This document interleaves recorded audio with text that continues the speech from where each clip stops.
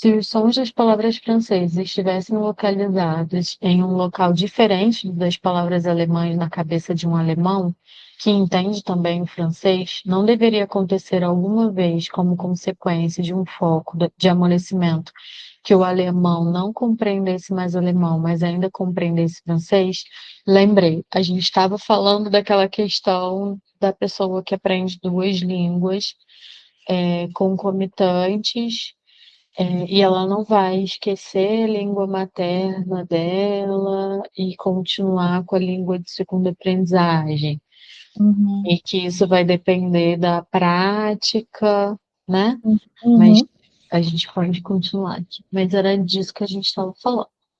Então, vamos lá. Mas sempre ocorre o oposto disso, e isso para todas as funções da linguagem. Se eu observar todos os casos em questão, abre aspas, infelizmente não numerosos o suficiente em relação ao seu interesse, encontro apenas dois elementos que determinam o surgimento do distúrbio da linguagem em um multilíngue. Um, a influência da idade da aquisição. Então, é aquilo que a gente falou, né? Quanto mais cedo se aprende ou mais tarde, isso influencia em lembrar ou esquecer, enfim, a facilidade de ter algum distúrbio naquela língua. E dois, a influência da prática, que é a mesma coisa, né? Quanto mais se pratica, mais difícil daquilo se perder. Via de regra, os dois fatores têm efeito no mesmo sentido. Quando eles se opõem, notavelmente, a habilidade linguística adquirida primeiro pode sobreviver mesmo àquela mais praticada, mas nunca há uma relação que possa ser explicada por uma localização diferente, e não pelos dois fatores funcionais mencionados. Então, significa dizer que não dá, não existe, ele só está comprovando de que não existe duas localizações diferentes no cérebro para línguas diferentes, estão na mesma localização. uhum. Está bastante evidente que as associações de linguagem com as quais a nossa capacidade linguística trabalha são capazes de superassociação, cujo processo nós ainda percebemos claramente enquanto realizamos as novas associações, apenas com dificuldade, e que a superassociada, não importa onde esteja a lesão, tende mais a ser prejudicada do que a linguagem primeiramente associada. O quanto uma modificação rara, mas intensa do aparelho de linguagem, em total desacordo com todos os pontos de vista da localização de representações, persiste no caso de um dano, não pode ser depreendido de forma mais expressiva que o exemplo seguinte, que toma emprestado de alguém Jackson. Esse pesquisador, a cujas opiniões eu recorri em quase todas as observações que se preocuparam com sua ajuda, contestar a teoria localizatória dos distúrbios da linguagem. Discute o caso não raro em que afásicos motores, além do sim e não, dispõem de outro resto de linguagem que corresponderia a um desempenho linguístico elevado. Esse resto de linguagem consiste não raramente em uma forte imprecação. O que é a imprecação? Deixa eu ver aqui.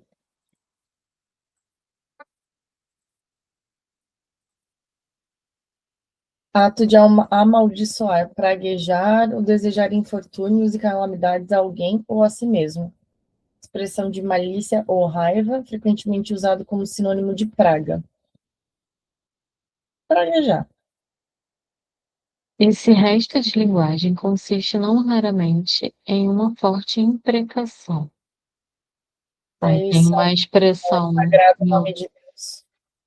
Ó, Oh, meu Deus, minha Nossa Senhora. ah, tá, entendi. E o tal do Jackson esclarece que essa é parte também em pessoas saudáveis da linguagem emocional e não da intelectual. Ah, entendi, eu acho. Que os afásicos motores, além do sim e não, acabavam mantendo aquelas expressões como as que a gente chama na língua portuguesa de É. Ai, nossa, me veio, pois eu.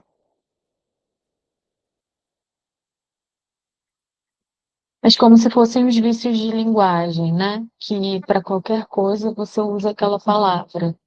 Então, você está explicando alguma coisa e toda hora você faz tipo. Tipo, Então, gírias. pode ser, mas eu pensei quando você falou, ah, meu Deus, e não sei o quê, eu pensei em. Ai, como é que é aquela. Esse do Sagrado Nome de Deus, God damn, que tá ali, é mais assim, cruz credo, sabe? Cruz Tem. credo, Deus me livre. É, então, mas não tem uma figura de linguagem que usa esse tipo de expressão? Eu sei que tem uma É, situação. calma, deixa eu pensar.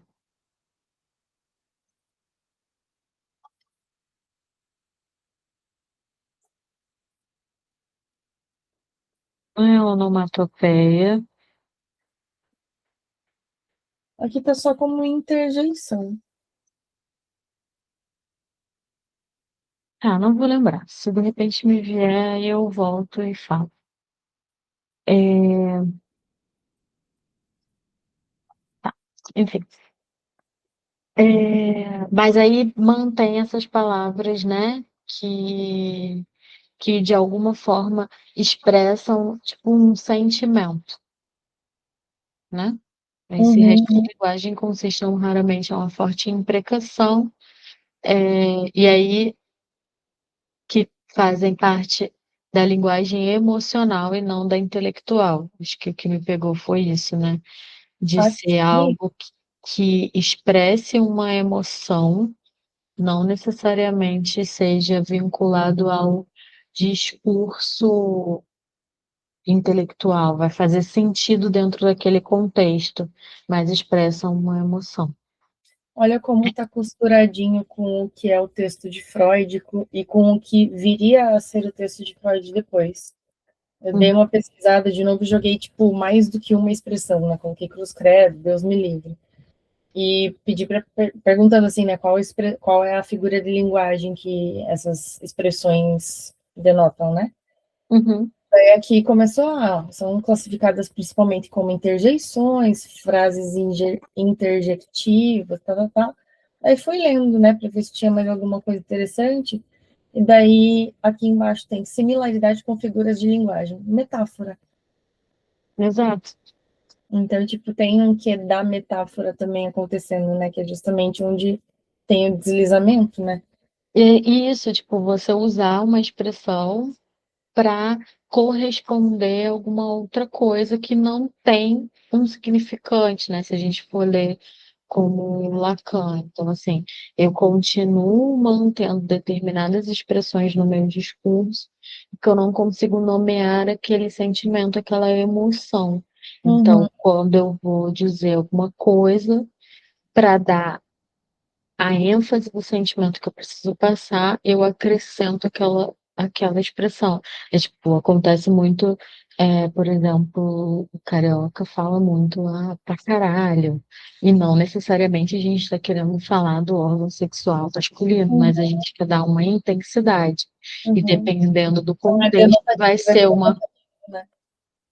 Dependendo do contexto, vai ser uma coisa que grande, vai ser uma coisa que é intensa, vai ser alguma, né? Então, Uhum. é a mesma palavra usada com vários sentimentos diferentes, né? Dependendo da entonação e do contexto. Hum. Em outros casos, porém, esse resto de linguagem não é uma imprecação, mas uma palavra ou uma expressão de significado restrito.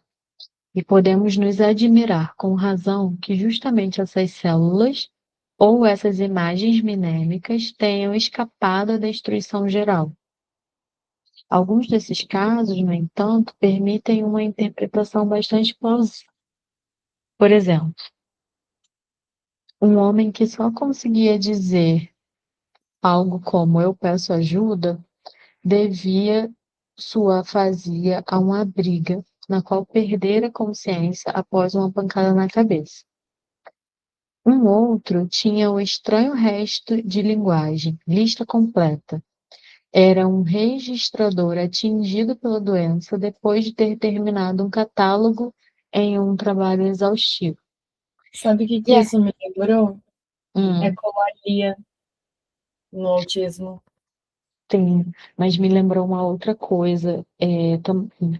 Tipo, te lembrou ecologia no autismo e me lembrou uma coisa que eu ouvi falar, não tenho experiência, mas eu ouvi muito falar, por exemplo, pessoas que passam por um trauma muito grande, às vezes ficam com com uma frase na cabeça, né? E aí, por exemplo, entrou em coma, quando volta Só como se. repetindo a mesma frase. Exatamente. Ou Em então, situação de guerra, às vezes que soldado sofre estresse pós-traumático, que eles, por exemplo, até tem o filme do Freud com o Lewis, que ele fala que o personagem, né, escuta uma bomba e daí ele lembra do campo, que ele estava no campo, e na hora remete para a mesma ação. Então, não necessariamente falar uma palavra, mas ter a mesma reação, né, no corpo, né, uma outra forma de expressão também. ou pessoas que passaram por uma experiência quase morte, que dizem que ouviam determinada imagem, né? Então, Uhum, como se fosse uma impressão mesmo, um registro mental de uhum, algo que foi tão intenso no corpo, né? Ou na uhum, mente, que alguma coisa se fixou. Então, uhum. se fixou ali aquela palavra, aquela frase, ou aquele Fica gesto. impregnado, né? Uhum, uhum. Esses exemplos sugerem a hipótese de que esses restos de linguagem são as últimas palavras que o aparelho de linguagem formara antes de adoecer, talvez já pressentindo seu surgimento. Eu gostaria de explicar a conservação dessa última modificação pela sua intensidade, se ela ocorre em um momento de grande excitação interna. Eu me lembro que 2 vezes acreditei estar correndo risco de vida, sendo que essa percepção nas 2 vezes ocorreu repentinamente. Em ambos os casos, eu pensei: agora é o teu fim. E enquanto minha fala interna normalmente acontecia apenas com imagens acústicas indistintas e sensações labiais um pouco mais intensas, eu ouvi em perigo essas palavras como se alguém as estivesse gritando em meu ouvido, e concomitantemente vi-as como se estivessem impressas em pedaços de papel esvoaçante. Me remete um pouco àquela sensação de quem tem uma crise de ansiedade muito forte ou uma crise de pânico, que vê uns flashes, acha que vai realmente morrer e daí vai checar os sinais vitais, tá tudo certo, mas que na cabeça tá acontecendo, né? Tá, tipo, realmente aquilo tá fazendo ela sair daquele estado de normalidade, né? Uma sensação de, como que falam? Estado alterado de consciência, assim, né? Sim. Chega até a beirar um momento assim. Assim, rejeito as hipóteses de que o aparelho da linguagem seja composto de centros especiais separados por regiões corticais sem função, e de que em determinados pontos do córtex, os quais seriam chamados de centros, estejam armazenadas as representações, imagens mnemônicas que servem à linguagem, enquanto a sua associação é providenciada exclusivamente por massas de fibras brancas sobre o córtex. Então, resta-nos apenas anunciar o ponto de vista de que a área da linguagem do córtex é uma área cortical coesa, dentro da qual as associações e transferências em que as funções da linguagem se baseiam ocorrem com uma complexidade que desafia a compreensão. Mas como explicar então, com base nessa hipótese, a existência dos centros de linguagem que a patologia nos revelou, principalmente os centros de Broca e Wernicke? Aqui, a observação da superfície convexa do hemisfério esquerdo pode ser esclarecedora. Os chamados centros da linguagem apresentam relações associadas à sua posição, que demandam uma interpretação que pode ser encontrada com base em nossas teses. Eles estão distantes uns dos outros. Se seguirmos Naonin, na parte posterior da primeira circunvolução temporal, na parte posterior da terceira circunvolução frontal. No lobo temporal inferior, onde o giro angular passa para o lobo occipital, o local de um quarto centro para os movimentos da escrita parece não estar suficientemente esclarecido. Parte posterior da circunvolução frontal central. Além disso, eles estão localizados de forma que acomodam entre si uma grande área cortical, cuja lesão provavelmente está associada a um distúrbio de linguagem. A ínsula, com as porções de circunvolução que a cobrem. É quase como Embora se ele estivesse dizendo que está um prisma formado dentro do cérebro, né? Cada ponto desse prisma significando um local dessas afasias, né? Ou desses centros de linguagem. E daí tem um específico que seria o quarto, que é para os centros de movimento de escrita, que não se sabe ou não consegue ser provado pela mesma tese.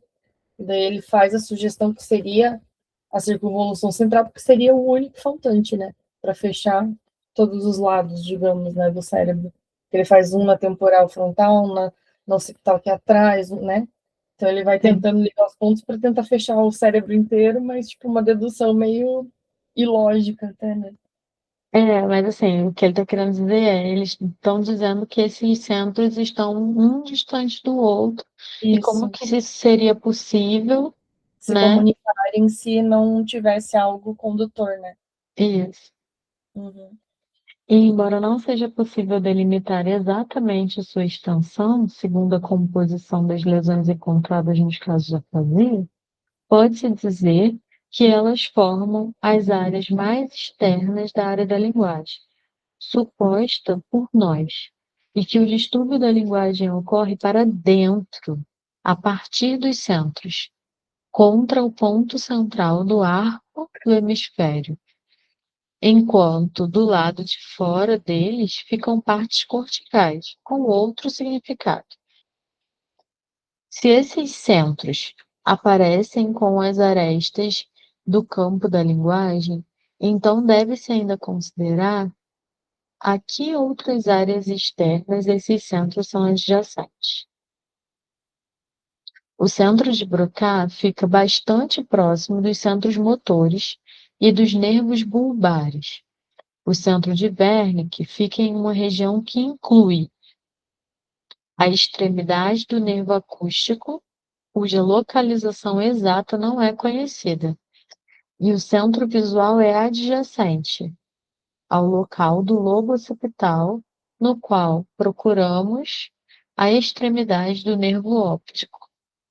Essa disposição irrelevante, segundo a teoria dos centros, explica-se para nós da forma que se segue. A região da associação da linguagem, na qual penetram os elementos ópticos, acústicos e motores ou sinestésicos, estende-se justamente por isso entre os campos corticais desses nervos sensoriais e os correspondentes campos corticais motores. Ou seja, o sensorial e o motor fazem parte dessas regiões da linguagem. Imaginemos então uma lesão móvel nesse campo de associação.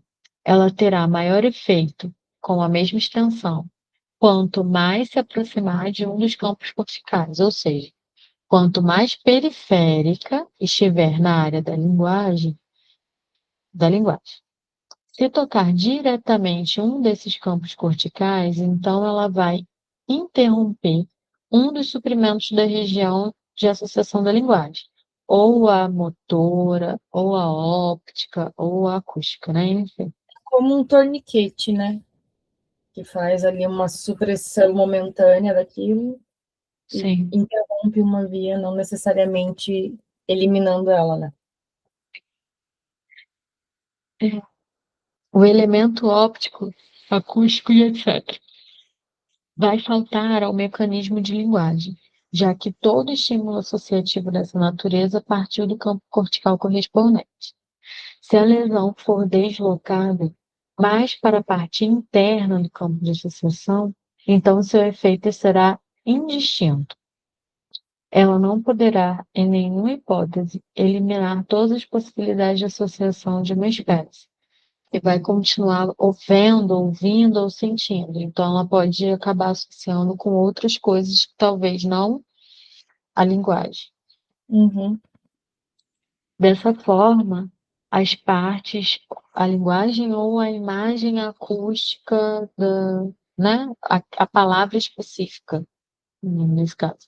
Uhum. Dessa forma, as partes do campo da linguagem adjacente aos campos corticais dos nervos óptico, acústico e dos nervos cerebrais motores adquirem a importância que a patologia lhe atribui e que fez com que fossem classificados como centros da linguagem.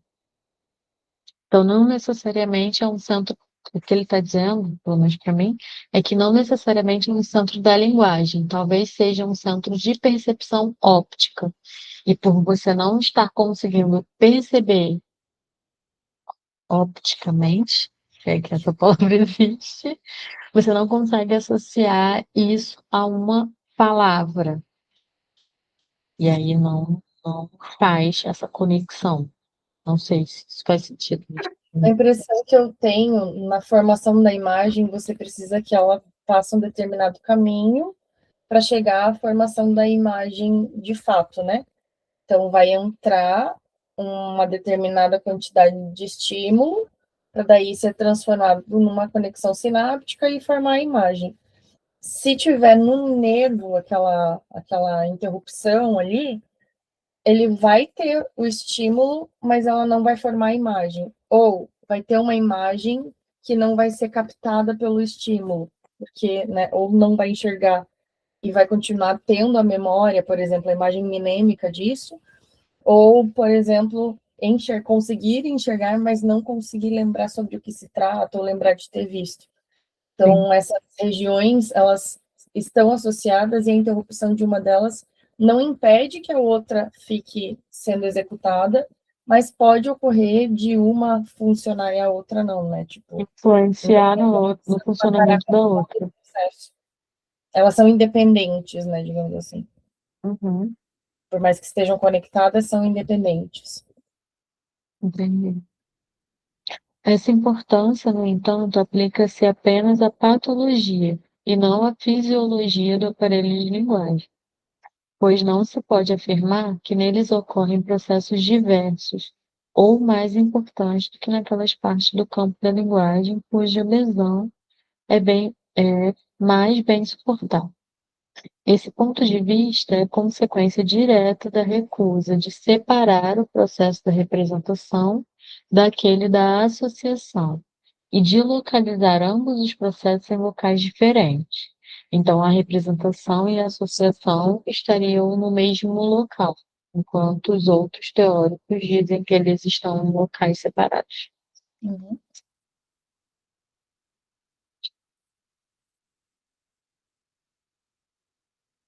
Wernicke aproximou-se um pouco desses pontos de vista quando, em suas últimas declarações sobre esse tema, questionou a legitimidade de se supor centros especiais para leitura dentro da extremidade cortical óptica e para escrita dentro da chamada região motora do braço. No entanto, suas objeções não são de natureza fundamental, na medida em que resultam em uma simples modificação anatômica, ou seja, a de uma imagem, a de que as imagens minéricas ópticas e quiromotoras importantes para a linguagem estão distribuídas dentro de outras da mesma natureza. Por outro lado, Eubner, ao apreciar o caso que comunicou, foi impelido a um questionamento análogo ao questionamento trabalhado por nós relativo à linguagem. Abre aspas. Ou será que não há campos corticais para a cegueira, a surdez e a paralisia psíquica? Será que o sintoma dessas condições não surge, na verdade, apenas pelo fato de os campos corticais que servem diretamente às funções mencionadas terem seu acesso ao restante do córtex cerebral barrado devido a focos de amolecimentos próximos? Porque ele também teve, eu não lembro se foi Wernicke ou não, que ele vai falar sobre, eu não lembro a palavra que ele usa, mas que é aconteceu uma coisa aqui, daí o outro se solidariza, sabe? E por ser próximo acaba também sofrendo influência. Me fez me lembrar disso, assim, desses focos de amolecimento, e daí na região próxima quase como se fosse uma onda que continuasse, assim, né, transmitindo um pouco da afasia que está ali. Não sei se faz sentido isso.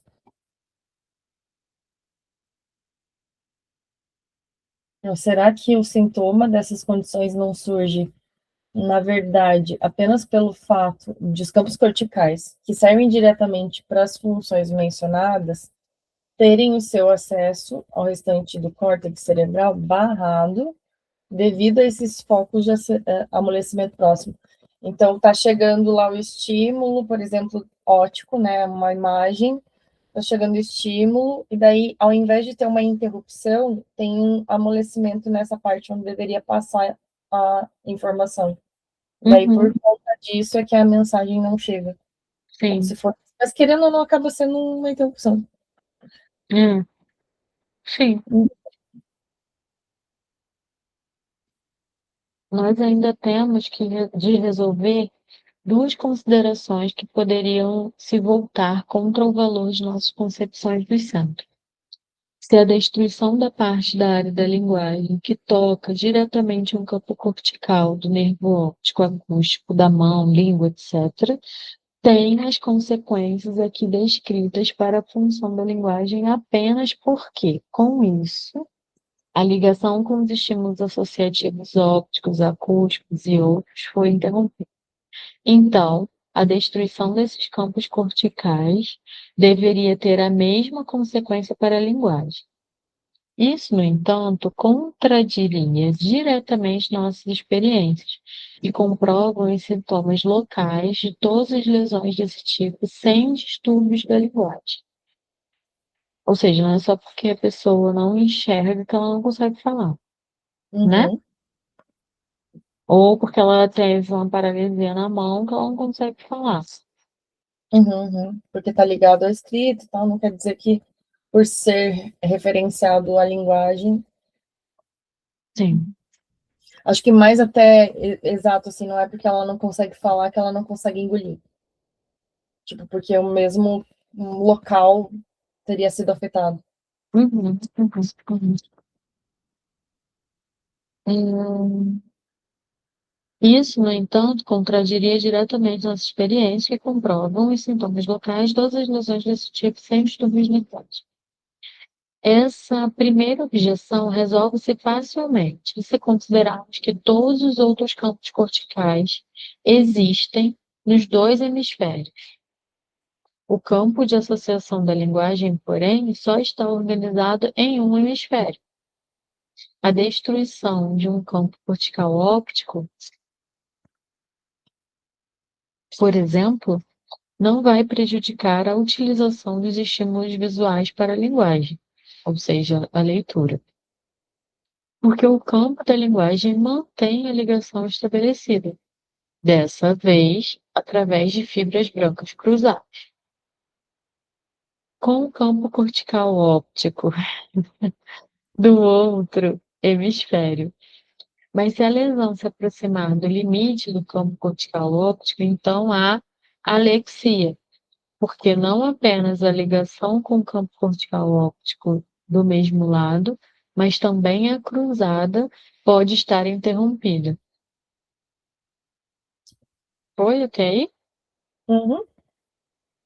Assim, nós temos de acrescentar a hipótese de que a aparência dos centros surge também pelo fato de que as ligações cruzadas dos campos corticais do outro hemisfério ocorrem no mesmo local onde ocorre a ligação com os campos corticais do mesmo lado, ou seja, na periferia do campo da linguagem. Isso é plausível, pois a dupla existência de estímulos ópticos, acústicos e outros não tem nenhum significado fisiológico para a realização da associação da linguagem. Aliás, essa hipótese não é nova, mas sim emprestada da teoria dos centros, de que existem essas ligações da região da linguagem com os campos corticais dos dois hemisférios.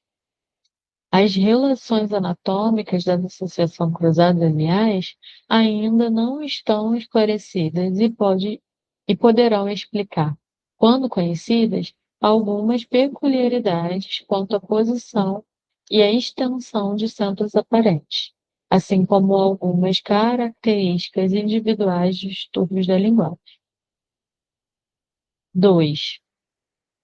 Seria possível questionar qual o valor de contestar a exigência de centros especiais para a habilidade da linguagem, se somos forçados a falar em campos corticais, ou seja, de centros dos nervos óptico, acústico e dos órgãos motores da linguagem?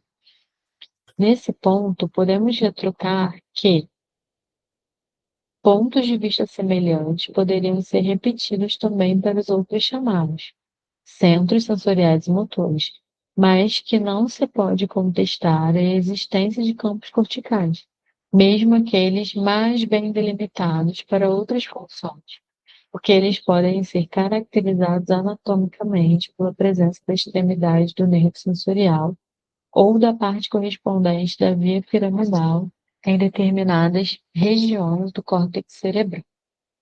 O campo da associação da linguagem, porém, dispensa essas relações diretas com a periferia do corpo. Ele certamente não tem vias de projeção próprias sensíveis e muito provavelmente tampouco vias de projeção motoras especiais. Aí, a nota de rodapé é o conteúdo principal desse estudo. Eu já comuniquei em 1886 em uma conferência para o Clube Fisiológico Vienense, cujos debates, no entanto, não justificam a pretensão de prioridade. Em 1887, Notnagel e Naunin fizeram a comunicação no Congresso de Medicina Interna de Wiesbaden, que viria a se tornar conhecida, abre aspas, sobre a localização das doenças no cérebro, fecha aspas, a qual coincide em vários pontos importantes com o conteúdo do presente texto. A exposição de Notnagel sobre a concepção dos centros corticais, assim como as observações de Naunin sobre as relações topográficas dos centros de linguagem, provavelmente levarão qualquer leitor a supor que aquela comunicação teve influência sobre o meu estudo. No entanto, essa suposição não procede. O estímulo para o presente trabalho surgiu, na verdade, a partir dos trabalhos de Exner com o meu falecido amigo Joseph Panet, no arquivo de Pfunger, enfim. Então, ele está dizendo ali que poderia ser confundido com as exposições de Notnagel e de Naunin, que na verdade não. Mas é que Naunin ele estava falando sobre isso, né? E o Freud até cita ali o Naunin como parte do que levou ele a dissertar sobre.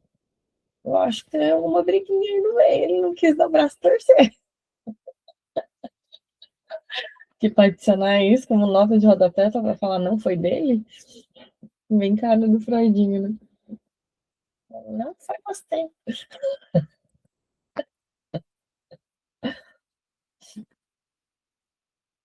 Acho que dá para continuar ainda, né? Mais uma meia horinha.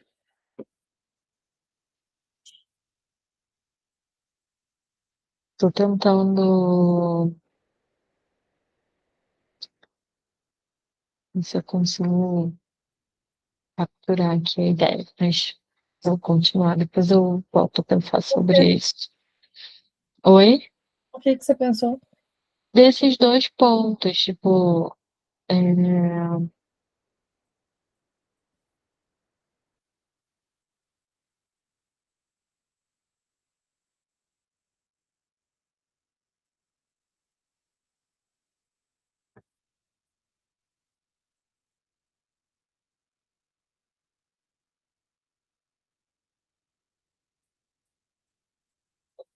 enfim, não sei, não sei. Eu fiquei meio perdida, mas não consigo nem Nesse último tópico? encontrar qual foi o fio que eu perdi. No Tô precisando primeiro item ver. ali, eu estava pensando que ele estava falando sobre os lados terem meio que um espelho, né? Como se tivesse um correspondente para cada lado. Dele vai falando que já era sabido, até porque a gente sabe que tem, tipo, os estímulos do lado direito do corpo são processados do lado esquerdo do cérebro, etc, etc. Então, esses feixes de fibras cruzadas já diriam algo sobre isso. E daí, no segundo, ele vem falar, mas por que a gente contestaria a existência dos centros se a gente é forçado a falar justamente dos centros de cada uma dos locais de linguagem? Seria o óptico, acústico, órgãos motores e tal. E dele retruca falando que, por mais que se saiba que tenham centros sensoriais e motores, não dá para contestar a existência dos campos corticais, mas que daria para contestar a existência dos centros corticais. Então, de uma certa forma, a gente precisa refutar a ideia de centros, porque a ideia de é, campos corticais existe. Então, sabe-se que tem aquele campo cortical, sabe-se que ele desempenha uma determinada função, mas um centro não necessariamente faria esse papel. Então, como que a gente vai provar isso? Né? Por isso que existe o processo de refutar essa primeira parte. Porque que uma coisa não necessariamente está ligada à outra. É esse o trabalho que ele vai tentando fazer na hora que ele vai falando das vias de projeção, por conta de ter uma correlação, mas não necessariamente estar ligado lá. Que é aquilo que eu falei até da pirâmide brincando, né, do prisma, ele traz como uma via piramidal. Para outras funções, eles podem ser caracterizados anatomicamente pela presença da extremidade do nervo sensorial ou uma parte correspondente da via piramidal em determinadas regiões do córtex cerebral. Então, dá para se perceber que aquele nervo ele interpola uma determinada região do cérebro, mas que não está fixada exatamente naquele centro. Não sei se ficou mais confuso, Sim, sim, piorou. sim, sim. Não, melhorou, melhorou. E daí a última frase ali eu acho que é a mais complexa, que é: o campo da associação da linguagem, porém, dispensa essas relações diretas com a periferia do corpo, ou seja, mesmo que haja um campo cortical que tenha centros corticais contidos nele, não quer dizer que aquele centro periférico parte dali. Não quer dizer que Uhum. aquele nervo periférico ele vai se dar origem, que é o que ele estava falando bem lá no início sobre as fibras que criam outras direções. Ramificações. Isso. Então, Tá. não quer dizer que porque o nervo chegou do corpo da periferia, ele vai necessariamente estar naquele lugar justamente por conta de condensar ali no bulbo da medula e depois criar ramificações. Então, você não tem como dizer aqui condensou ou aqui criou uma ramificação. Então, Uhum. por conta das vias motoras e por conta das vias sensíveis, você não tem como dizer exatamente o que é o que, porque chega uma hora que condensa tudo. Tem. Uhum. A ideia que tem, aí a gente já está no 6. Seis, aham. A ideia que tem da estrutura do aparelho central de linguagem, portanto, é a de uma região cortical coesa, que ocupa o espaço entre os locais das extremidades do nervo óptico, do acústico e dos nervos motores cerebrais, e de extremidades do hemisfério esquerdo e, por conseguinte, é provável que possua justamente a extensão que Wernicke quis lhe atribuir em seu primeiro trabalho, a região da primeira circunvolução em torno da fissura de Silt. Nós acusamos a localização dos elementos psíquicos do processo da linguagem em determinados pontos dessa área. Rejeitamos a hipótese de que existam regiões dentro dessa área que sejam excluídas da atividade comum da linguagem e mantidas livres para aquisições de novos conhecimentos da linguagem. Então, isso não existe. Tudo é utilizado, ao mesmo tempo as coisas são Não existe concomitantes. aquele vazio que eles imaginavam que não era utilizado, né? Como se tivesse um É um espaço que é espaço só livre para novos aprendizados. né, como se tivesse uma caixinha vazia para colocar coisa dentro. Não é, Isso, exato. está tudo Aham. ocupado. Não, está tudo sendo utilizado e ainda assim há espaço Todas as para abas mais estão novas. abertas ao mesmo tempo, entendeu? Está Isso. trabalhando noite, dia e noite. Por fim, nós atribuímos o fato de que a patologia nos apresentar centros de, que- de nossa, eu vou incluir um que aqui que não existe. Por fim, nós atribuímos o fato de a patologia nos apresentar centros da linguagem, se bem que com limites indefinidos. Então, não é uma coisa ali com uma linha, né, fixa. A circunstância da posição anatômica dos campos corticais limitadores e das vias conectoras que partem do hemisfério direito. Assim, os centros da linguagem para nós transformaram-se em pontos do córtex que podem reclamar um significado anatomopatológico especial, mas não fisiológico. Nós adquirimos o direito de descartar a diferenciação entre as chamadas afasias centrais ou corticais e as afasias de condução, e de afirmar que todas as afasias têm como base a interrupção da associação, ou seja, a interrupção da condução. Então, não existe essa diferenciação de isso aqui é uma afasia de condução e isso aqui é uma afasia de centro. Tudo é de condução. A afasia devido à destruição ou à lesão de um centro, entre aspas, para mim, não é mais nem menos que uma afasia devido à lesão daquelas vias de condução que se reúnem nos pontos nodais chamados de centro, que é o que você estava falando, né? Existe um núcleo ali de condensação de informação, mas isso não significa que aquilo não é uma via de condução. É só como se fosse uma grande rodoviária onde as informações chegam. Elas passam por ali também, elas não ficam ali concentradas, né? Eu fiquei imaginando, é meio ridículo, mas acho que faz um pouco de Uhum. sentido. Tipo, a nossa cabeça tem cabelo. Não é porque eu cortei o cabelo que a informação parou de chegar, porque ainda tem cabelo em outros lugares. Então a informação pode chegar por outras vias. E não necessariamente, se eu raspar a cabeça, vai tirar todas as informações, porque existe algo que está muito mais para dentro, que seria o meu centro lá dentro, né? Então, não necessariamente a interrupção de uma via vai fazer a interrupção total, porque algo que não é inteiramente distinto, né, que ele chama de indistinto até, algo indistinto dentro desse centro ainda mantém a informação. De alguma forma mantém, ou mantém ela possível de ser adquirida novamente. Que é o que a gente estava falando um tempo atrás sobre os neurônios que têm a propriedade de se reorganizarem, né? Se adquirirem as informações de novo.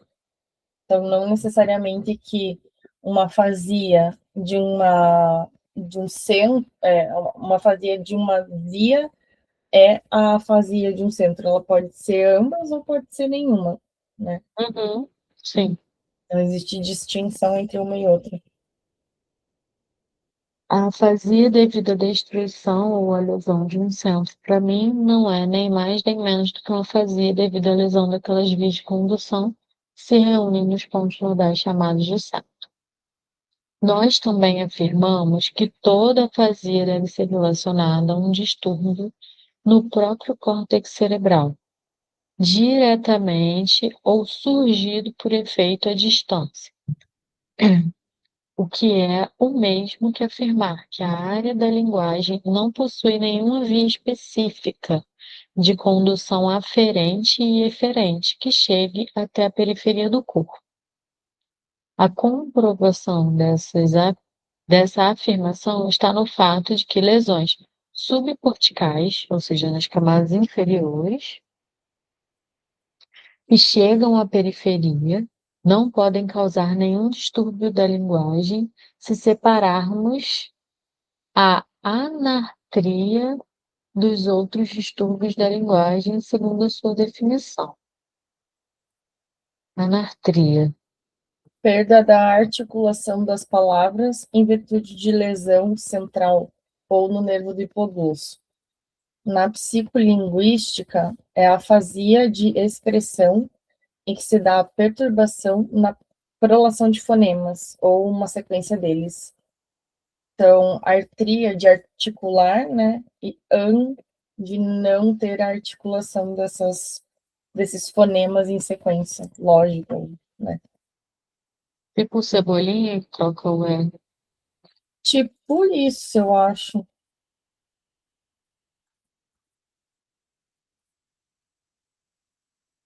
Vou ler de novo a frase só para a comprovação dessa afirmação. Não, nós também afirmamos que toda afasia deve ser relacionada a um distúrbio no próprio córtex cerebral, diretamente ou surgido por efeito à distância. O que é o mesmo que afirmar que a área da linguagem não possui nenhuma via específica de condução aferente e eferente que chegue até a periferia do corpo. A comprovação dessa afirmação está no fato de que lesões subcorticais que chegam à periferia não podem causar nenhum distúrbio de linguagem se separarmos a anartria dos outros distúrbios da linguagem, segundo sua definição. Nunca foi observado que uma pessoa tenha passado a sofrer de surdez verbal devido a uma lesão no tronco do nervo acústico, na medula oblonga, no par posterior de folículos quadrigêmeos ou na cápsula interna, sem sofrer de surdez generalizada. Ou seja, você não para de escutar só as palavras, você para de escutar qualquer tipo de som. Ou que uma lesão parcial do tronco nervo óptico, do diencéfalo, etc., tenha causado cegueira verbal em alguém. Ou seja, parei, não consigo ler, mas eu consigo ver todas as outras coisas, não é isso? Uhum. No entanto, Lichting distingue uma surdez verbal subcortical, uma afasia motora subcortical, e Wernicke supõe a existência de alexias e agrafias subcorticais.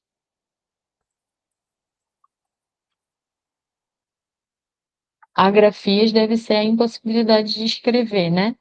E Alexia de falar, né? Porque uma pessoa disléxica, uma pessoa que tem dificuldade de falar. Ah, entendi o que que é a anatria. Cadê? Cadê, meu Deus? Perdi a palavra. Calma, eu tô procurando. Aqui. A comprovação dessa afirmação está no fato de que as lesões supracorticais que chegam à periferia não podem causar nenhum distúrbio da linguagem se separarmos a anartria dos outros distúrbios da linguagem, segundo a definição. Que é Anartria. a perda da capacidade de fazer a fala. A Ah, tá. disartria seria a fala de forma não exata. Entendi. Aí Entendi. seria o cebolinha. Aham. Aí a artria de articulação. De alexia. Alexia, eu digitei alexia, veio Alexa. Então. Mas a grafia de escrita, né? Faz Sim. sentido. Alexia. Afasia. Perda adquirida da capacidade de leitura. É. Alexia, de leitura. É para uma pessoa disléxica ler trocando as palavras. Isso. Isso.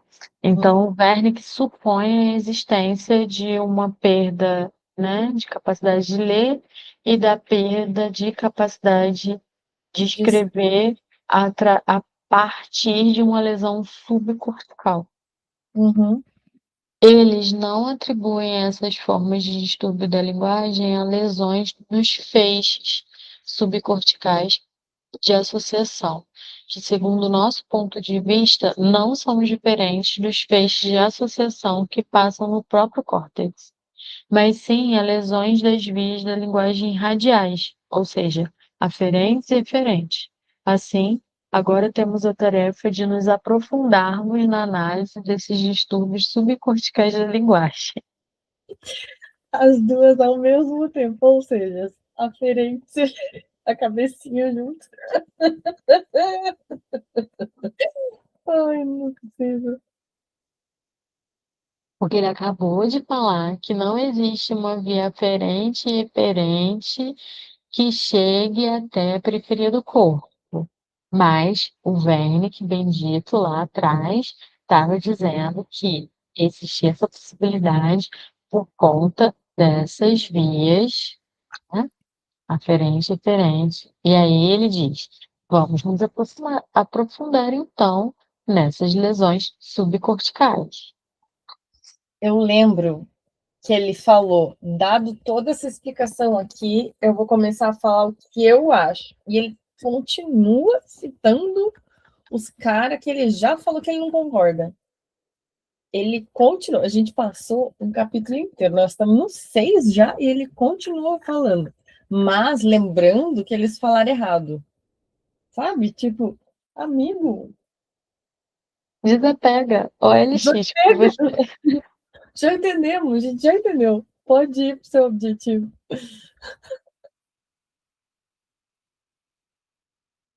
a característica de uma afasia sensorial subcortical pode ser facilmente depreendida do esquema de Litting, que apresenta uma via auditiva especial. Ah, figura 3. Depois a gente olha para ela. Mas onde é que ela tá? Tem nenhuma figura aqui perto? Ah, a figura lá do início, porque a próxima figura é Nossa, uma figura 8. é aquela que é Esquece. a casinha. É a casinha dos. É, eu acho que sim.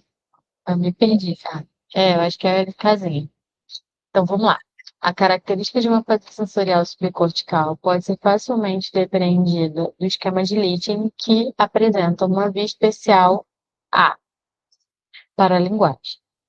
O doente não seria capaz de assimilar sons de novas palavras. Cadê? Você sumiu. Vou ver. Bom. Cadê? Ah, Onde é que aquela tá? figura 3 é aquele desenho de lado do cérebro que tem o A, daí faz o fio condutor, entra e sai. Tem Não, o B, beta, alfa, sim, pontinho, sim, o dois que não estava escrito certo. sim.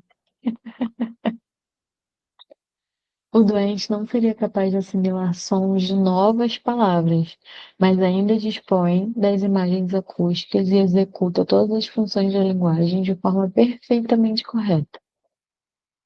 Littin, de fato, descobriu um caso como esse, cujos primeiros estágios da doença não estão de todo esclarecidos, mas que, em seu comportamento final, correspondia totalmente ao quadro que surge pela interrupção de AA. Eu admito que, considerando o significado das imagens acústicas para o uso da linguagem, eu tive extraordinária dificuldade em atribuir a essa afasia sensorial subcortical uma outra explicação que renunciasse à suposição de uma figura auditiva aferente a A, né? Eu acho incrível que ele fala assim: eu tive uma extraordinária dificuldade. Eu quase nunca tenho dificuldade com nada, mas tive uma Até eu, extraordinária dificuldade. ele é alguém.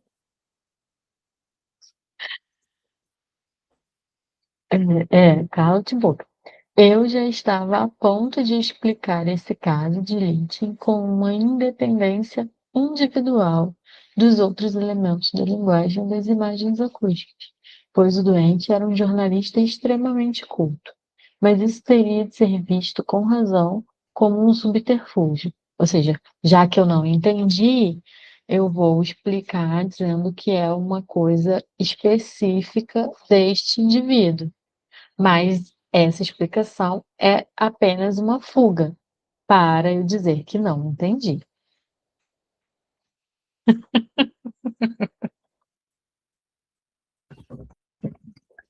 porque eu não aceito não entender.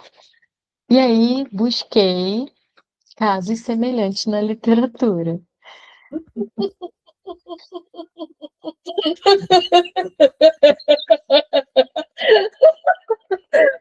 Olhou pra mim. Ai, Deus.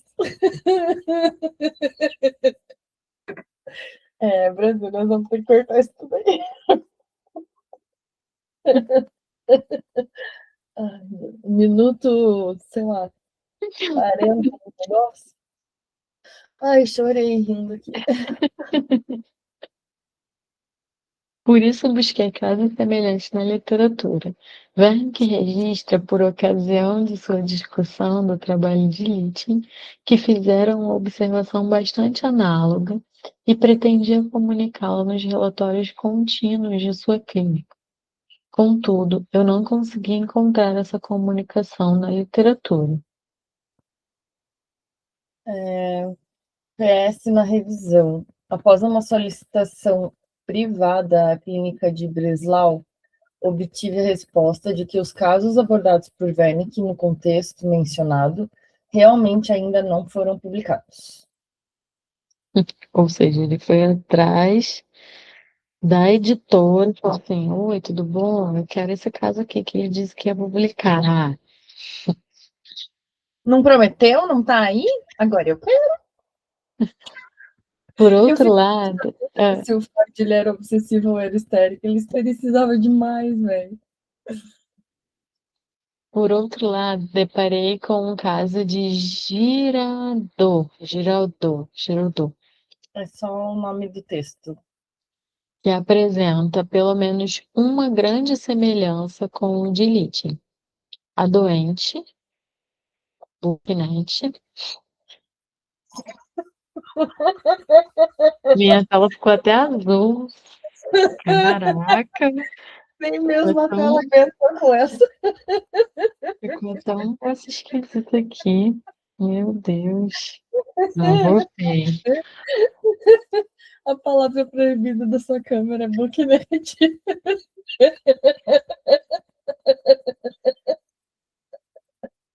Ainda tá calado.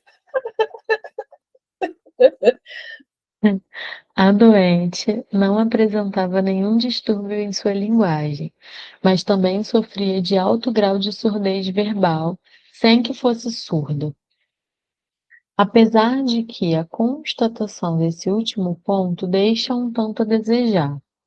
Como é que sabe que ela só não escutava, né? Sabe o que eu. Assim, vou eu de novo citar o autismo, não é mesmo? Mas tem alguns casos de autistas que. Acho que um dos termômetros onde há uma investigação sobre ser ou não ser autismo é quando não há o contato visual e outra é quando é chamado e não responde. Então é isso, não é que ele não escuta, mas ele não tem a resposta àquele estímulo.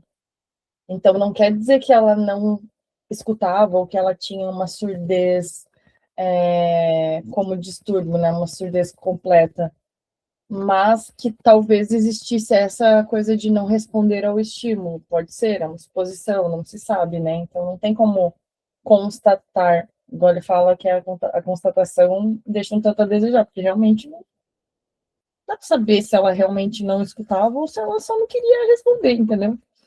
Ou se é uma condição neurológica, não é?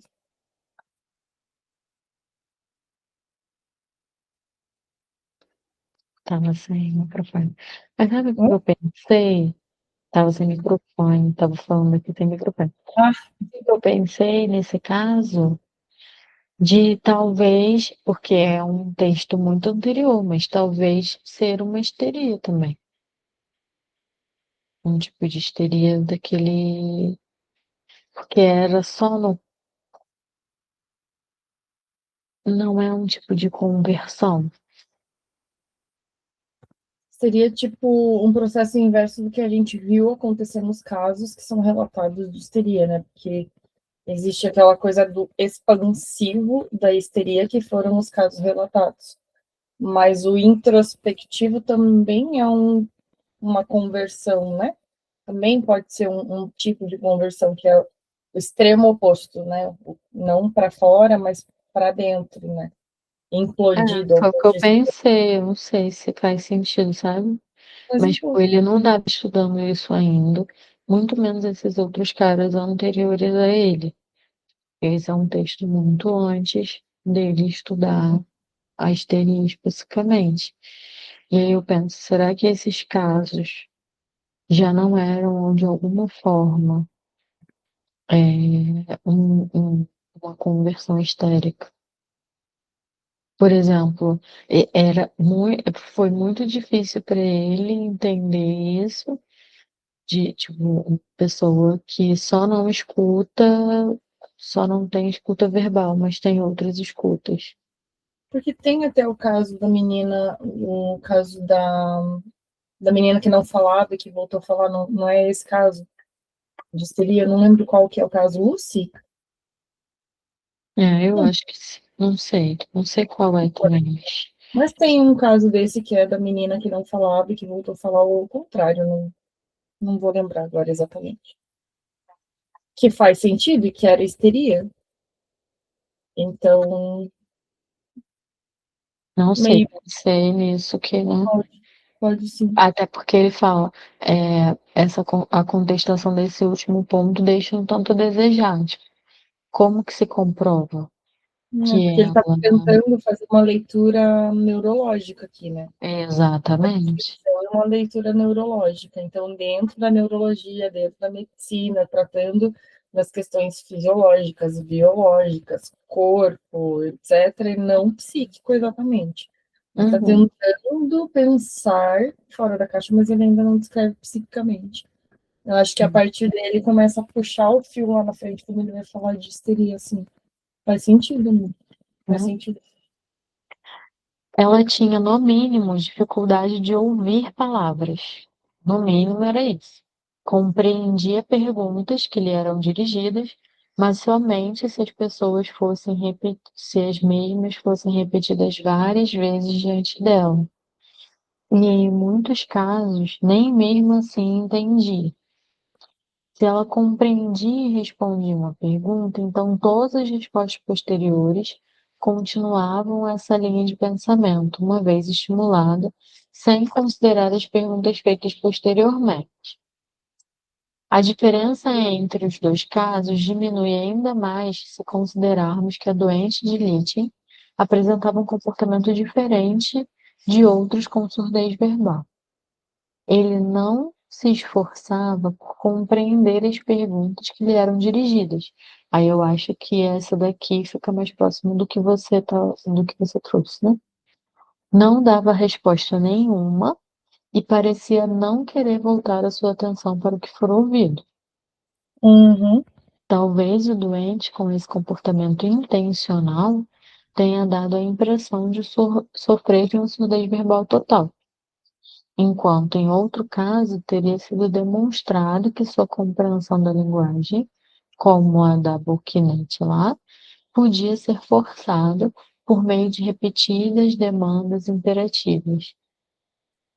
As pessoas que sofrem de surdez verbal costumam ouvir a linguagem que não compreendem, Elas acreditam ter compreendido algo e normalmente fornecem uma resposta inadequada resultante desse pressuposto. Uhum, uhum, uhum. A doente Fica muito digeridor, próximo dos casos mais graves de. Mais graves não, né? Que necessitam de maior suporte de autismo, que é justamente isso. Você tem a insistência na fala, ele vai conseguir compreender em uma determinada medida, talvez não tudo, vai conseguir compreender uma parte, pode ser que compreenda tudo, mas vai ficar fixado naquilo. Muito provavelmente vai continuar com aquele discurso por meses, né, até conseguir desagarrar daquilo, porque não consegue prestar atenção em outra coisa, que é o que ele estava falando do caso da Booknet, né? uhum, E o outro doente do Lit é muito mais um estou ignorando de fato, não quero prestar sim, atenção. É mais, eu pelo senti menos dia mostrava esse tipo de comportamento, né? era mais comportamental do que necessariamente uma afasia, né? Aparentemente. Aparentemente, isso. A doente de Geredor foi autopsiada e confirmou-se, como causa de seu distúrbio da linguagem, uma lesão na primeira e na segunda circunvolução temporais, frequentemente encontrada como causa de afasia sensorial comum. Ninguém que passar os olhos pelo desenho que foi acrescido à comunicação de Geredor poderá supor que essa lesão tenha causado qualquer coisa diferente da forma comum da afasia sensorial com grave distúrbio da linguagem. No entanto, deve-se considerar ainda outro ponto. A lesão, no caso de Giredor, por sua vez, é incomum. Um tumor, gliosarcoma. Lembremos uma hipótese apresentada ao discutirmos a afasia motora transcortical, de que o aparelho de linguagem provavelmente não apresentaria apenas indícios locais, mas também poderia revelar a natureza especial de um processo patológico por meio de uma alteração de sua sintomática funcional. Nós vemos, portanto, que o caso de Giredor não comprova em nada a existência de uma via subcortical diferente. O Aferente. tumor que a autópsia revelou não se desenvolvera, por exemplo, a partir da substância branca para fora, de forma a causar em um estágio inicial, uma simples lesão subcortical. Na verdade, ele aderira à meninge e podia ser facilmente descorticado da substância branca amolecida. Assim, acredito poder supor, para fazer sensorial subcortical, que esta não tem como base uma lesão da via subcortical AA, mas um adoecimento da mesma região que é normalmente responsabilizada pela afasia sensorial cortical. No entanto, não consigo fornecer nenhum esclarecimento completo para o estado funcional especial que preciso pressupor nesse local adoecido. Tem uma Eu nota acho rodapé aqui. interessante, tá? Mas eu leio, pode falar. Eu acho interessante que apesar de lá em cima, e aí isso eu acho que é importante pontuar, assim, que apesar de lá em cima ele ter falado, cara, eu tive uma grande dificuldade, eu quis explicar isso de uma forma tal, mas isso ia ser um subterfúgio, então eu fui pesquisar outros casos para poder explicar essa coisa toda. E aí ele vai, pesquisa, então, nananã, mas no final ele diz: não consigo fornecer nenhum esclarecimento. Ou seja, eu realmente não tenho resposta para isso aqui, né? É, Tentei de todas as formas e realmente não tenho material para.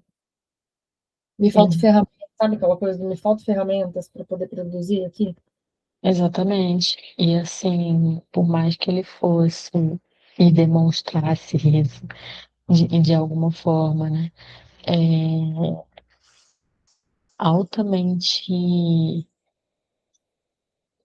entre aspas, assim. prepotente, no caso de não é possível que eu não esteja entendendo, não é possível que não exista uma explicação, eu vou buscar outros casos, eu quero explicar isso. Por mais que ele tivesse é, esse primeiro, esse Impressão, primeiro né? impulso, Uhum. assim, né, de fazer, chegava um momento que ele falou, não, ok, me contento com, não sei, não tenho mais, já busquei em todas a- as, as referências e não há explicação para isso aqui que ocorreu. Fiz o que pude pouco. Vai, Daí Renato. a nota de rodapé é gigantona. É um PS na revisão também, igual ao outro anterior. Apesar dos esclarecimentos acima mencionados, eu continuei com a impressão de que a explicação da afasia sensorial subcortical, surdez verbal sem distúrbio da linguagem, cria-me grandes dificuldades, enquanto, segundo o esquema de Litchen, ela é resolvida por uma simples interrupção da via AA. Por isso, foi de grande valor ter me deparado, ainda durante a correção do presente trabalho, com uma comunicação de Adler, que dá o nome aqui em alemão, de 15 de maio e 1º de junho de 1891, ou seja, 4 anos depois das publicações que ele estava citando antes, que descreve um caso como esse como uma, entre aspas, combinação de afasia sensorial subcortical e transcortical. A comparação do caso de Adler com o de Litchen e do de Wernicke nos permite obter uma visão melhor das condições da chamada afasia sensorial subcortical. São principalmente dois pontos que surgem aqui de forma esclarecedora. 1.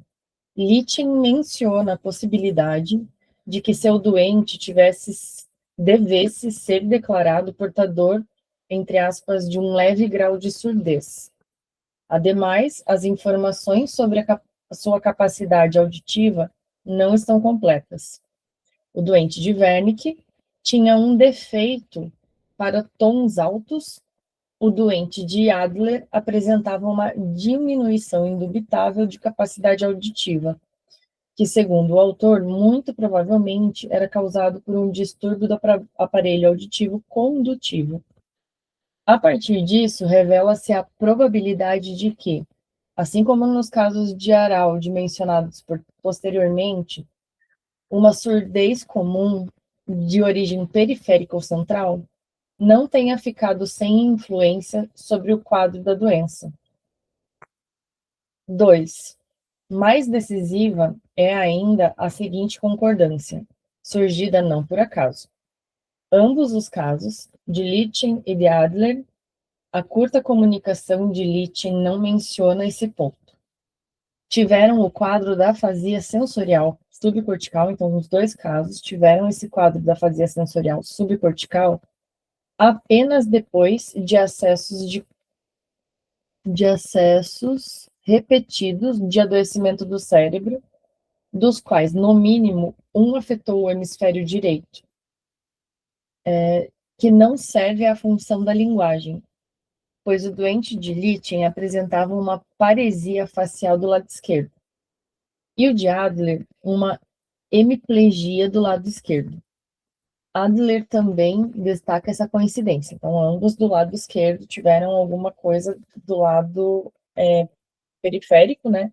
Do lado esquerdo. Adler também destaca essa coincidência naturalmente sem reconhecer seu significado para o esclarecimento da pura surdez verbal. No entanto, a pura surdez verbal é aquela anartria. Uhum, No entanto, considero ser legítimo supor que a afasia sensorial subcortical não surge devido à simples interrupção da via condutora, como deveria ser segundo o esquema de Litchen, mas devido a lesões incompletas bilaterais no campo auditivo, talvez sob a influência de distúrbios auditivos periféricos, como o de Arnaud. E acredito que essa complicação das pré-condições para o quadro aparentemente tão simples do distúrbio da linguagem está mais de acordo com a minha concepção da afasia sensorial do que com a de Littium. Então, ele começou falando sobre que os dois doentes, né, tanto o de Wernicke quanto o de Littium, tinham algum tipo de capacidade reduzida de audição, seja para um defeito, para tons altos, como era o de Wernicke, seja o da capacidade auditiva não estar completa. E dele vai falando que revela-se a probabilidade de que uma surdez comum, que seja de origem periférica ou central, não tenha ficado sem a influência que foi mencionada depois por Araldi, que é essa influência das afasias sensoriais subcorticais, que fala sobre o hemisfério direito ser afetado e isso estar correlacionado com o adoecimento prévio do cérebro. Né? Então, tinha um adoecimento já predisposto ou prévio no cérebro, e isso fez com que essas outras condições também surgissem, e ele fala que não faz muito sentido que elas não tivessem correlação. E daí ele vai falar que eu, no entanto, destaco que essa coincidência, naturalmente, sem reconhecer o significado para o esclarecimento, não, tem que ele considera ser legítimo essa coisa de ter a afasia sensorial e ela não surgir só pela interrupção da via condutora, em si, ela ter ligação com outras condições que o cérebro possa processar. Então, não necessariamente aquilo que a gente estava falando, né? Não é porque eu não consigo falar que eu não consigo engolir. E não é porque eu perdi a capacidade, por exemplo, de mover o rosto, né? Que teve um problema com relação à parte esquerda do rosto, de não ter. Uhum. Mas ele não tinha perdido a capacidade total, ele tinha só perdido o negócio para altos e baixos, né? Então, Sim, isso tem uma certa correlação, mas não dá para dizer exatamente qual é a correlação, mas que há uma influência dos distúrbios auditivos periféricos. entendi. Isso.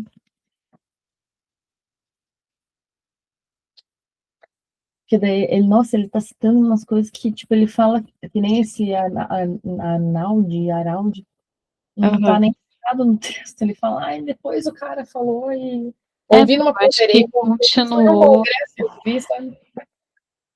Eu acho que é porque, assim, continuou a pulga ali atrás da orelha, né? Então, quando Uhum. ele ouviu alguma coisa nova sobre o assunto, ele voltou lá no texto, na pesquisa dele, e disse: será que isso aqui responde aquilo que eu fiquei sem resposta? E aí Bom, ele ele passou volta. anos voltando em vários textos, né? Então, Uhum, se vê que exatamente. é ele voltando ali para tentar complementar. Ah, É, isso mas aqui ele é. escreveu lá em 1800. Vou voltar a complementar. Sim, sim, sim, sim. Eu Você acho. sim, né? É, e que bom que voltou para complementar algumas coisas, né? Eu acho que É o que um momento justamente nos importante. dá barato hoje, né? Né? Se não fosse essas idas e vindas dele nos próprios textos de ir complementando, né? A gente não tinha o que tem hoje. Mas o quanto é importante em determinado momento soltar, falar, tá, Saber parar, né? é, não consigo, daqui para frente eu não consigo. Talvez, sei lá na frente surjam outros estudos e eu volto, entendo e acrescento o que eu precisar acrescentar aqui. Uhum. Mas agora, nesse momento, né, não é possível. Que é também uma decisão que ele toma a respeito das estruturas, que Lacan vai chamar de estrutura, né? Mas é o que ele vai fazer de opção com relação a aprofundar-se na neurose ou fazer tudo sobre tudo, né? Tipo, ou eu Uhum, dou conta de falar de tudo, ou eu deixo uma parte para que alguém se vire com isso e eu aprofundo em uma coisa só. sim. Daí ele segue com neurose, psicose fica ali, tipo, o início, né?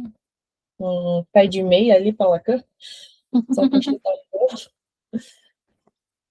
Mas eu acho que é isso, assim, aquilo de que eu não preciso fechar todas as arestas. Uhum, Não, não precisa. Acho que, e isso é o que faz, como eu já disse várias vezes, da teoria uma teoria viva. Que existe possibilidade da gente modificar, criar, encontrar, continuar estudando, refutar determinadas coisas e acrescentar coisas que dizem respeito ao nosso tempo, à nossa uhum, nacionalidade, né? Os novos problemas que, uhum, enfim, surgiram. Então, uhum, não é algo fechado e dado. uhum. E daí a gente consegue perceber claramente que não surgiu do nada a ideia do tripé psicanalítico. Não é do nada que surge o negócio de, precisa estar com essas três coisas acontecendo, né? Análise pessoal, estudo teórico, a supervisão. Não é à toa que surgem essas instâncias, é porque, meu, não tem como dar conta de tudo o tempo inteiro. Tem processos que vão precisar ser continuados, né? Não tem Uhum, como falar assim, aqui acabou, aqui está formado. Não tem como existir a graduação e formar por completo um negócio que vai precisar continuar sendo rediscutido, reelaborado, reconstruído, refutado, igual você falou, porque uhum, nunca vai fechar. É uma não digo que é uma das poucas ciências que não tem uma questão exata, mas, né, porque a maioria das ciências tem essa coisa do cálculo, do ipsis literis, né? Mas essa é uma ciência muito empírica, né? É muito do estar vendo o que está acontecendo no mundo, com as pessoas no mundo, para entender contextos, para entender o que está acontecendo, para daí, então, isso refletir em uma teoria, e não o contrário, né? Não fazer a teoria caber nas pessoas. É sim. muito, sei lá, eu acabo vendo isso também, que as pessoas tentam fazer a teoria caber nos pacientes, teoria caber nos analisantes. E é Uhum, o analisante que vai trazer uma teoria. uhum. E aí é o que entra a subjetividade de cada um, né? Tipo, porque as experiências elas podem ser parecidas, mas ainda assim elas são individuais. Uhum. Bom, amiga, eu acho que por hoje As duas ao mesmo tempo. foi que As duas ao mesmo tempo, para